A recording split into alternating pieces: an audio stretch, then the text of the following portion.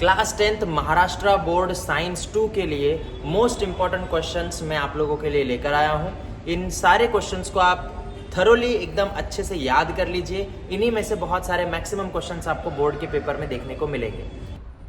तो दोस्तों कैसे हो आप सभी लोग, मैं हूँ अजय सर और ये है class 10th Maharashtra board science 2 के सारे most important questions. Most important questions मैं इसीलिए कह रहा हूँ क्योंकि ये सारे क्वेश्चंस बोर्ड्स में रिपीट हुए हैं और आगे भी रिपीट होने के काफी ज्यादा चांसेस है। तो यहाँ पे सबसे पहला क्वेश्चन एक फिल इन द ब्लैंक्स है, transfer of information from DNA to mRNA. इसका आंसर जो है वो आएगा transcription.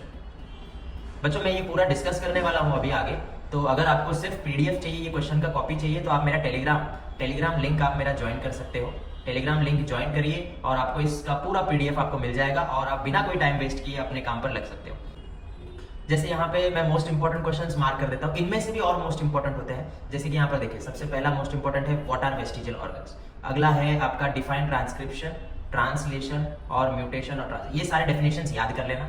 Last but not the least Darwin theory of natural selection, ये भी बहुत ज्यादा इंपॉर्टेंट है। तो इन सारे 12 इंपॉर्टेंट क्वेश्चंस में से भी मोस्ट इंपॉर्टेंट है 3, 4 और 5। इनको पहली दफा में याद कर लो, बाकी सबको बाद में याद कर लो। एक और 9th क्वेश्चन भी, 9th question is also very important. ठीक है, तो आगे बढ़ते हैं अगले चैप्टर की ओर। अगला चैप्टर है life process in living organism part 1।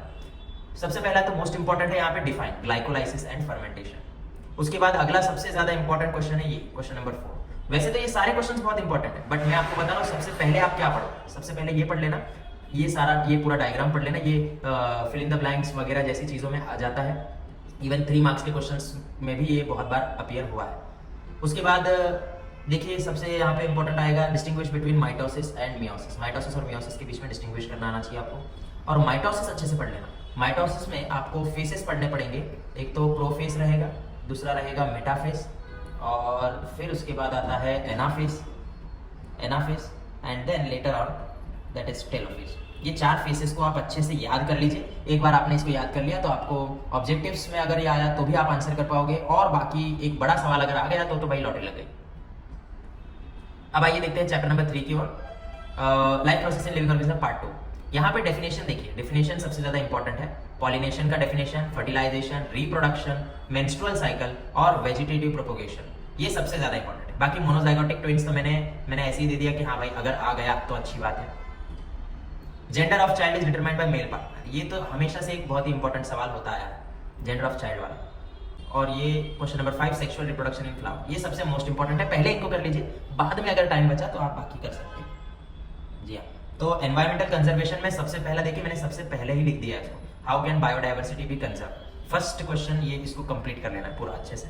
Right the factors affecting the environment, ये अच्छे से कर लेना है। और ये एग्जांपल्स, तो मोस्ट इंपॉर्टेंट को तो मैंने पहले ही लिख दिया है। इनके एग्जांपल्स याद करना बहुत ज्यादा जरूरी है। एंडेंजर्ड स्पीशीज का एग्जांपल, रेयर स्पीशीज, वल्नरेबल और इनडिटरमिनेट स्पीशीज, ये सब के एग्जांपल्स इसीलिए याद करने बिकॉज ये फिल इन द ब्लैंक्स या फिर आंसर इन वन वर्ड जैसी चीजों में आ सकते हैं। इसके सिंबल्स को इग्नोर नहीं करना।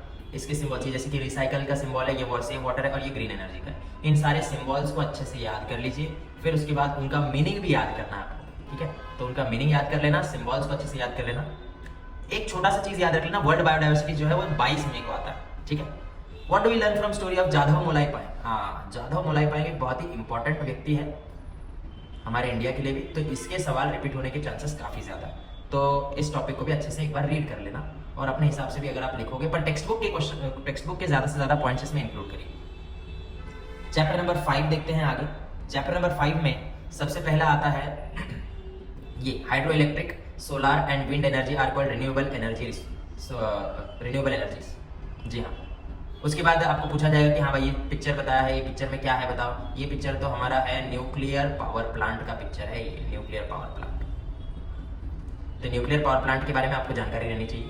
एडवांटेजेस एंड डिसएडवांटेजेस, तो बच्चों ये बहुत ही इंपॉर्टेंट क्वेश्चन है, इसको अच्छे से याद कर लेना।